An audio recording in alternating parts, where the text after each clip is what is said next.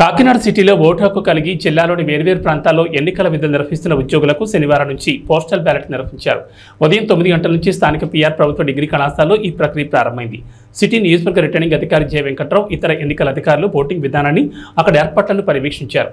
సాయంత్రం 6 గంటల వరకు ఈ ఫెసిలిటేషన్ సెంటర్లో ఓటు హక్కు వినియోగించుకునే అవకాశం ఉంది. తొలి రోజైన శనివారం పీఓ, ఏపీఓలు ఓటు హక్కు వినియోగించుకున్నారు. ఈ నెల 7వ తేదీ వరకు ఓటు హక్కు ప్రక్రియ కొనసాగుతుంది.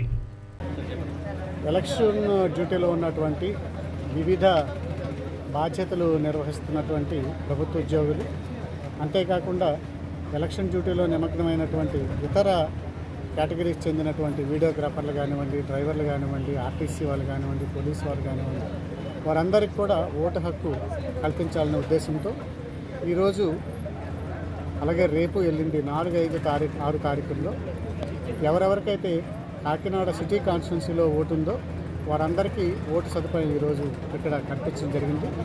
పీఓలు, ఏపీఓలు అలాగే ఓపీఓలు కూడా ఇక్కడ ఇస్తారు. అదేవిధంగా 7, 8 తారీఖుల్లో వేరే జిల్లాలలో ఓటు ఉండి ఇక్కడ పనిచేస్తూ ఫారం 12 ఎవరైతే అప్లై చేసుకున్నారో వారందరికీ 7, 8 తారీఖుల్లో కూడా ఇక్కడ ఓటు వేసుకునే సౌకర్యాన్ని కల్పించడం జరిగింది. కాబట్టి వారు ఎవరైతే ఎంప్లాయీస్ ఉన్నారో లేదా మిగతా కేటగిరీస్ వాళ్ళు ఫారం 12 ద్వారా ఇదివరకే అప్లై చేసినట్టుంటే వారిని అంతా ఓటర్ లిస్ట్లో వాళ్ళ పేరు కానీ ఉన్నట్టుంటే వారికి ఇక్కడ ఫెసిలిటేషన్ సెంటర్లో ఓటు వేసుకునే సదుపాయం కల్పించడం జరిగింది.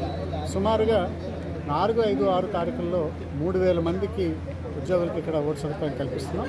అలాగే జిల్లా వ్యాప్తంగా ఉన్నటువంటి ఇతర జిల్లాల్లో ఓటు ఉంటూ ఇక్కడ పనిచేస్తున్నటువంటి సుమారు 4000 మందికి 7, 8 తారీఖుల్లో కూడా ఇక్కడ ఫెసిలిటేషన్ సెంటర్లో పోస్టల్ బ్యాలెట్ ద్వారా ఓటు వేసుకునేటటువంటి సౌకర్యాన్ని కల్పించడం జరిగింది.